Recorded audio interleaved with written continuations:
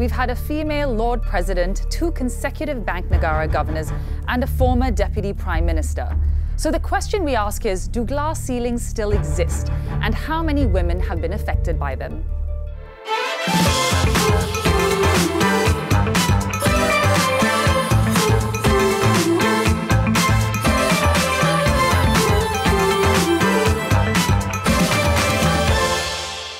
Welcome to Women Talk, where we discuss all things women.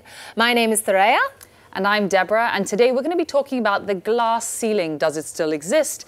How many women have shattered through it, and are women still today affected by it? What exactly is the glass ceiling? Yeah, so it's not actually a rule, it's not a law, it's not something you're going to read about, in policy, but it's in fact a social barrier. So it's influenced by our biases, our culture, how we think and feel, but it does affect women at the end of the day. And it does exist here in Malaysia a little bit, even though I do know that 40% of Malaysian women hold senior management roles in the corporate sector, which is quite high. It's a good stat. Yeah. But we have 2 very, very remarkable women with us today.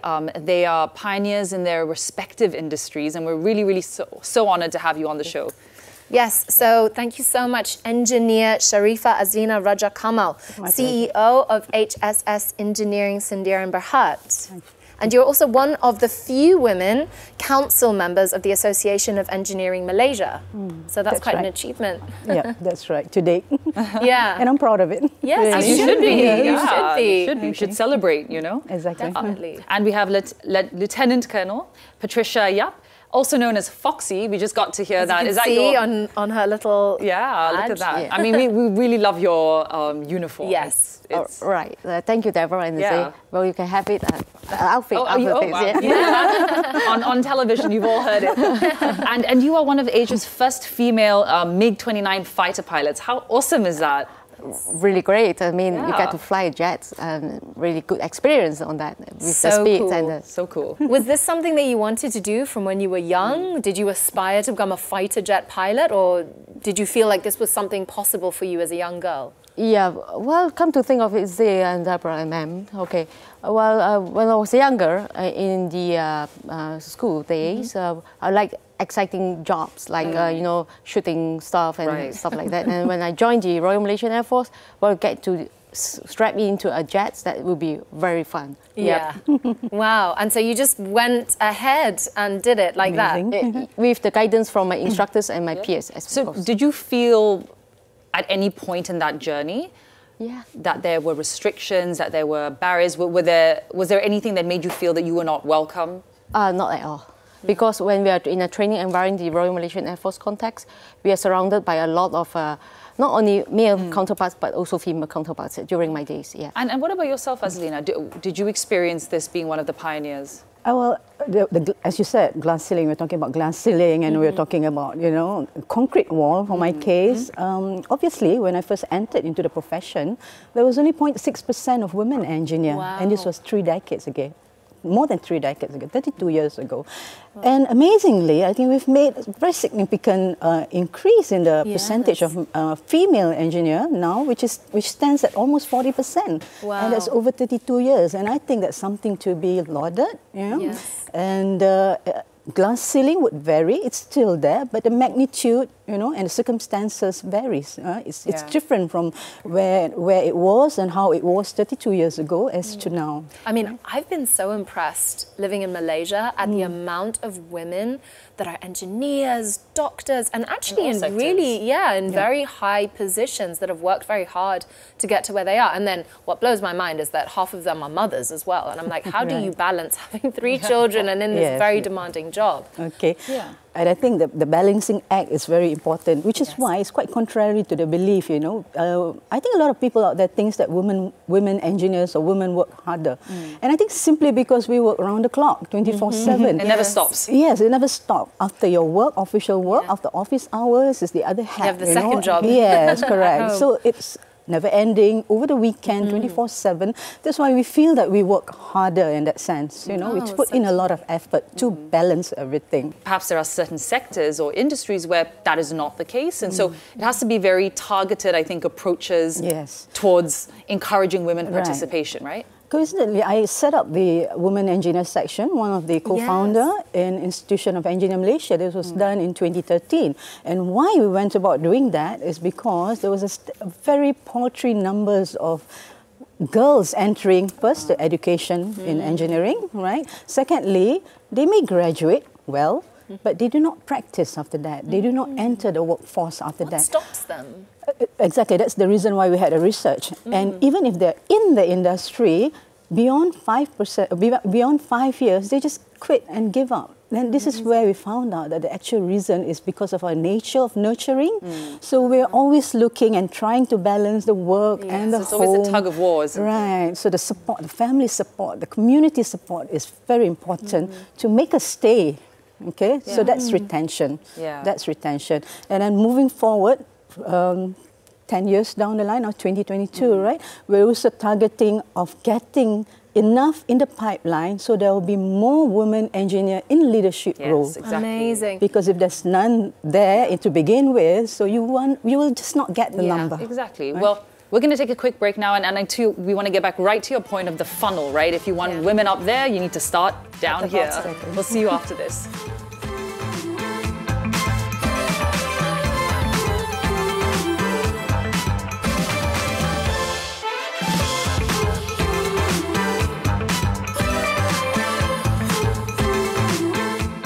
Welcome back to Women Talk. Today we are speaking a little bit about breaking the glass ceiling. And if you have anything that you'd like to contribute, join us on Instagram at Women Talk TV3, and you can let us know what your experience has been in your respective industries.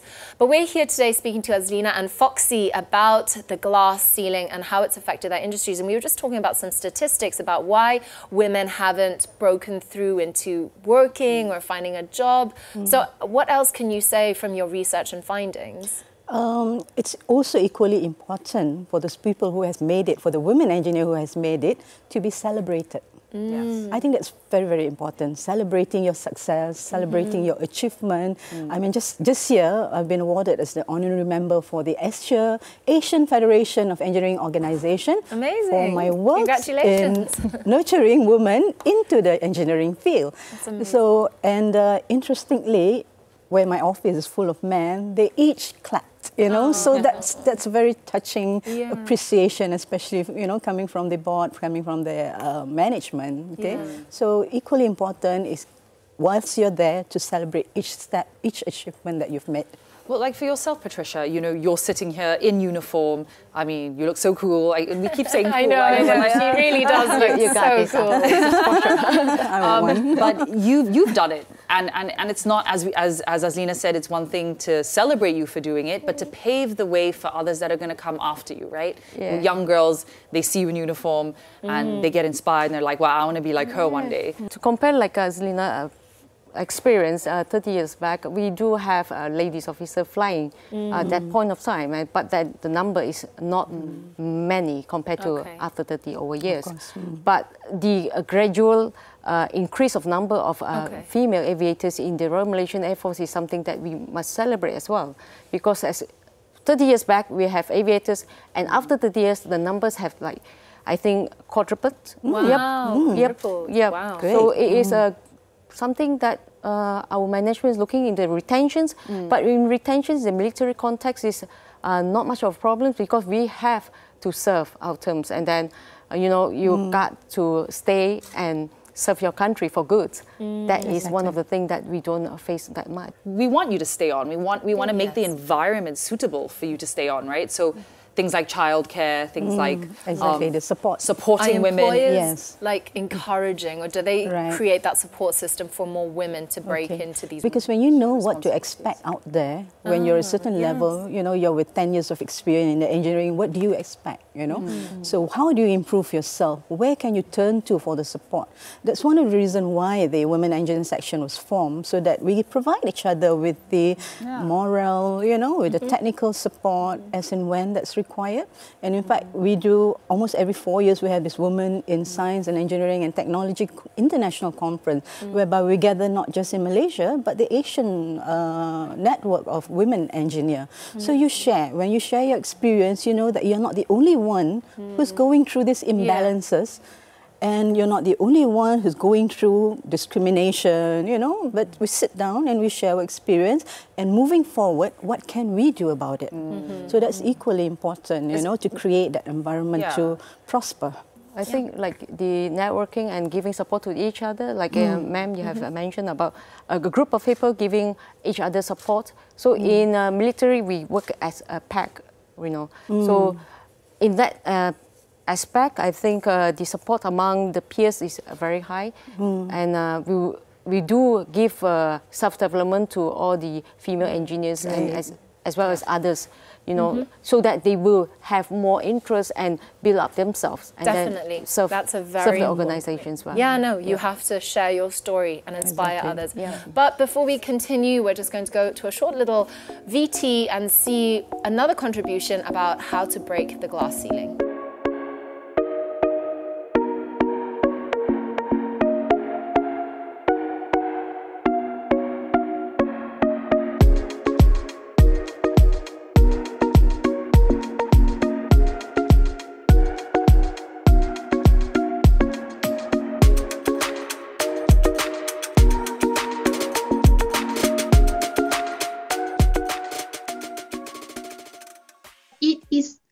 The bitter truth that of a male-dominated field, where employees tend to think that males are more suitable for a technical job, and it is also the same typical mindset that the employers have and difficult to change. And having more females in the field would change the stigma in years to come. We have to take the challenge to fight against the discrimination faced by women in industry in general.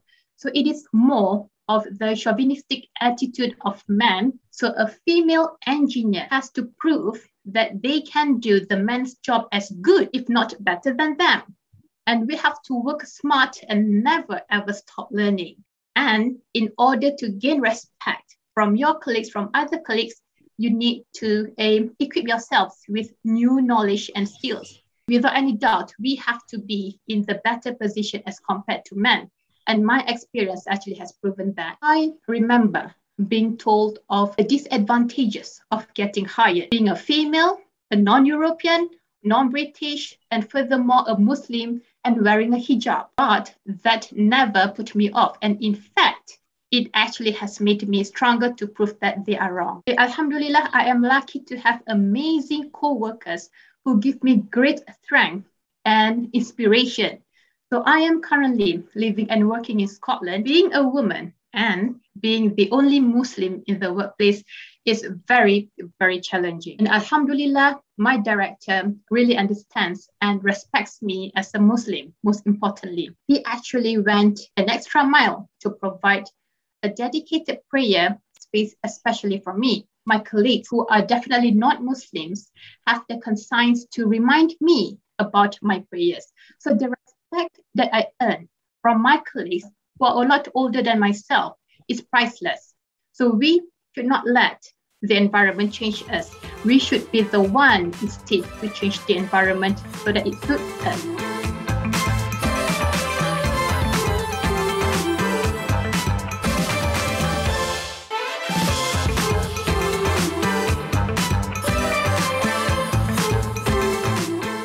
Welcome back to Women Talk. Before we went to the break, we were listening to Nadira share a little bit about her journey as an engineer, and she said she did face some discrimination, but you know, she also encountered a huge amount of understanding and compassion from her fellow colleagues. So I'm inclined to think that it's very circumstantial as well. Industry specific perhaps, but also circumstantial. I actually really like what she said about don't let your environment sway you, but actually you mold the environment that you're in. You have to be strong. I agree with that. You know, I can't agree more.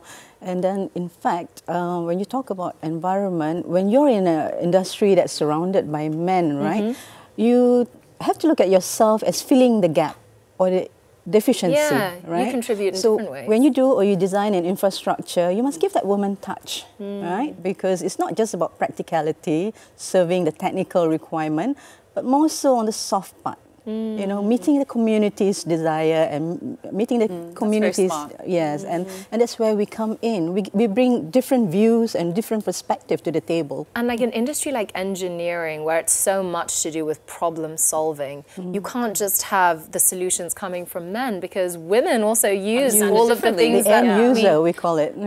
So it's like to have the view of how women might solve that problem is so crucial and necessary. And to me, when you move up the rung also, equally important to build up your competency in technical matters is that invisible resume, where your soft skill needs to be polished. Absolutely. All right? You need to be able to speak out your ideas. You need to be able to be empathy. You know, those are the soft skills that comes with women naturally. Yeah. One has to acknowledge that there can also be circumstances where there is discrimination. How do you then, as women, navigate that? I mean, I mentioned earlier, we talked about support systems being so crucial, but any other ideas, Patricia, on how to navigate when something is discriminatory or is really not working for you? Well, in the world that I come from, well, we work as a team, like a package. Like, you know, when we're doing formations, like, we don't really matters who is sitting in the cockpit, regardless of the genders. But to navigate through the discrimination part of it, is all boxed down to the standard operating procedures. Okay. What I mean is that if you are running out of the ideas of how to navigate through it, you come back to the checklist. You know, there's no shortcuts in anything that we do, especially in the engineering department. We have protocol, engineering protocols. We have the SOP for the aircraft maintenance and stuff like that. So in terms of how to navigate through that in our world, in your world, ma'am, I think it is pretty tiny, regimented as well. You know? Yeah. So. Foxy, sorry to interrupt you, but your industry, I mean, your job, it's a dangerous work, you know? And talking about support systems earlier, I mean, how did your family feel when you said you wanted to become a fighter jet pilot? Were they like, oh my goodness, my daughter, my little baby girl, my daughter is going to eat bullets? You know, the first thing my dad says is that, you know, being a military, first thing first is come to gun. I mean, you know, so training. Well, my mom talked him through, and then everything boils down to, she's going into the military. That's all. Accepted. So your mom was there supporting your decision. Yes, correct. And then I think after we joined the military, in perspective of a female, regardless of what your job is, your aviators, engineers, logistician, administrator, or any support system in the military context, we do need we have a body to look after your next of kin when you're in mission. So that support system is very strong, and we take care of each other in the campus. Like in the university, we have a campus, but we call it camp, where we live together. And then if your neighbors go for missions, then you will take care of them. That's how it is. I really like that teamwork. It's like metaphor, perhaps a metaphor for like teamwork. It's when you're in the sky and you're all, I mean, it's a matter of life and death. There's no time for bickering and, you know. Only the women, only the men. It's like, no, everyone has their roles and we just do it. your job to make it work together. So that's a really strong We put it that way. We don't ask why we do it. We just too caught up with how we should do it. Like in the missions, how we should accomplish this mission. So why we do it is put aside. How we do it is more important to accomplish the missions together, regardless of genders. I think that's... So does the glass ceiling still exist then? The final question. Is it still there? Is it cracking?